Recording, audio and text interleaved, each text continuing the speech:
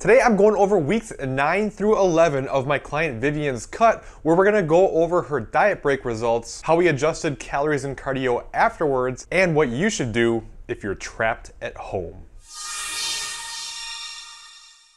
Hey, this is Colin DeWaay. If you want to master your metabolism and create forever results, start now by subscribing and click on that bell notification so you don't miss anything.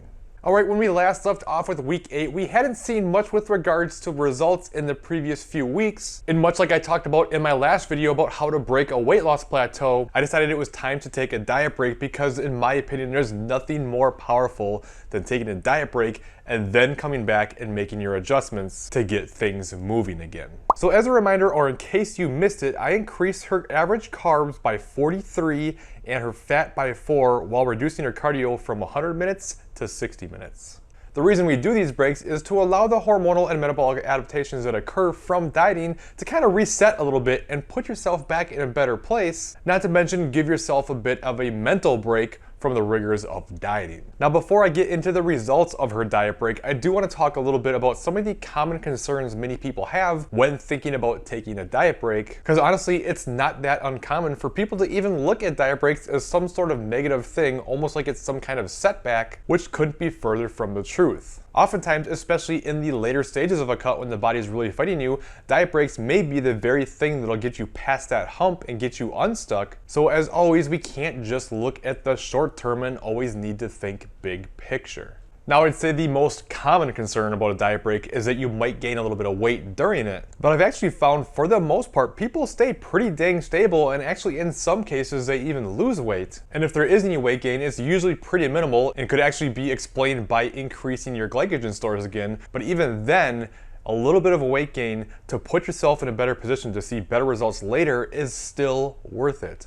That said, this is when people still stay on plan, and the real danger of gaining weight is when people take the term diet break a little too literally and go way off plan and turn it into some sort of free-for-all. You still want to control things on a break, not that there isn't room for a little more flexibility in your diet, especially if that's going to help you feel refreshed and come back later when it's time to cut again. But there's a big difference between being a little more flexible, maybe interchanging some carbs and fats, or being a little bit looser with your tracking, and saying screw it and going nuts. Anyway, I mentioned in the last update that I did want to try to get, if possible, 2 weeks out of this diet break for Vivyen, and as long as she was at least close to stable, we would definitely do it. And looking at the first week of the break, she actually lost, on average, about a half a pound for the week, so that obviously made my job a lot easier and made it clear that we should take a second week of the diet break as planned. Now, one thing I do recommend, or at least like to do with somebody who isn't on some sort of a deadline that they need to reach, if they continue to lose weight on a diet break, I like to extend it as long as we can,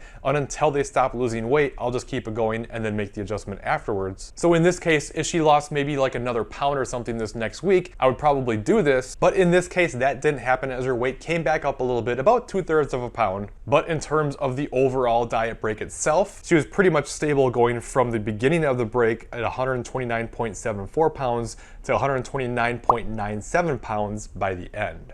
So I decided it was time to end the diet break and go ahead and get back into the cut and make the adjustments from the previous numbers that I was talking about to try to really get things going well for her. So I reduced her carbs by 25 grams, her fat by 5 grams, and increased her cardio by 25 minutes for the week. Keep in mind that these numbers are the adjustments from her pre-diet break numbers and not from the diet break itself. Now, keeping in mind, I have her on a double refeed approach when cutting, so these numbers are the averages for the week, but that's a decrease of 145 calories going from 1900 to 1755 calories and bringing up her cardio from 100 minutes to 125 minutes for the week. As far as the cardio goes, I specifically told her I would like her, if possible, to split that up into 5 25-minute sessions. She trains 5 days a week, so I want her to do 25-minute sessions at the end of each training session. Not that she can't split it up based on what works best for her and her schedule. She certainly can, but I prefer to try to split it up more, especially when cardio starts getting higher, because I think it's a little more beneficial to split it up into shorter sessions. Plus, as long as it's possible, I like to get those full rest days, so we're not doing a bunch of cardio on the rest days and not recovering as well. Anyway, after making those adjustments and getting through week 11, she saw a pretty big decrease on the scale of almost 2 pounds, once again showing how well it typically works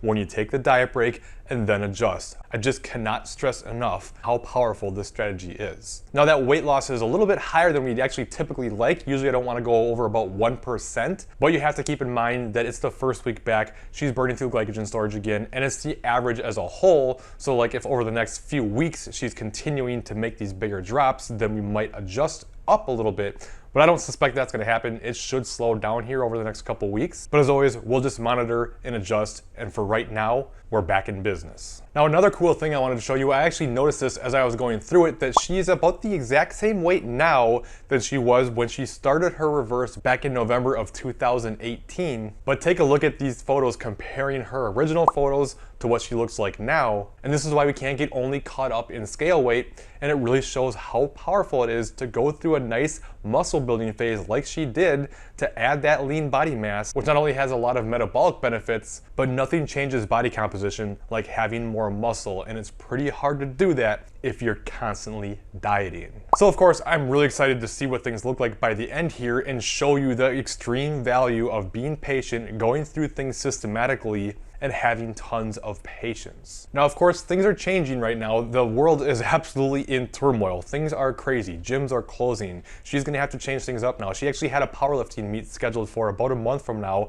That has now been canceled or at least postponed, so we don't know what's going on there. She's not going to be able to work out at the gym. She's going to have to do stuff at home, and that's just the way things go. And I understand that it's frustrating and you're probably going through this yourself, but understand that this is where we go to. We can't fall into the all or nothing approach, and we just have to accept reality for what it is and do what we can and control what we can control. So even if you only have body weight and maybe some light dumbbells or things around the house, it's still worthwhile to get the training in. And there's some strategies you can take to get more out of it, like slow down the movements and do more of a time under tension tempo type training. So maybe you do something where you go down for 4 seconds, back up for 4 seconds. You can stop a little bit short of the actual lockout and hold that for 2 seconds to keep the tension on the muscle. So even with really light weights, you can still get a lot out of it. And understand too that muscle is really resilient. It is hard to lose muscle. It takes about 3 weeks of doing nothing to lose actual muscle mass. And even when you do lose it, it comes back fast. So understand that it's not about there's no point, and to keep doing what you can. Now, another thing to consider too is a lot of people are now working from home, or they're just quarantined at home and they aren't moving around as much, especially if you had a really active job and now you're sitting at home. You're going to be burning a lot less calories, and if you're actually monitoring your nutrition, you may need to make some changes to adjust for this. Now in Vivyen's case, I don't think it's going to change her overall activity too much, so we're going to keep things the same for now and keep up with the cardio. She's going to train how she can. Obviously, she's not going to be able to do power lifts, but what are you going to do at this point? And we're just going to see how things go. But if you're in an instance where you're doing a lot less, then you may want to lower your carbs by about 10 to 20% to adjust for the differences. So anyway, Vivyen and I talked, and we're going to continue to push the cut. I just think it makes sense. And if anything, she actually can focus a little bit more on it now, because we don't have to try to balance strength and everything from the powerlifting as much. Although I don't think it's going to make as big of a difference as some might think. But as always, we just monitor and adjust accordingly. By the way, if you'd like to know more about how to go through a cutting phase and make the adjustments when you need to, then make sure you check out this top video and I'll guide you through it step by step. If you have any questions, please leave them in the comments below and I'll be sure to get back to you, and I'll see you next time.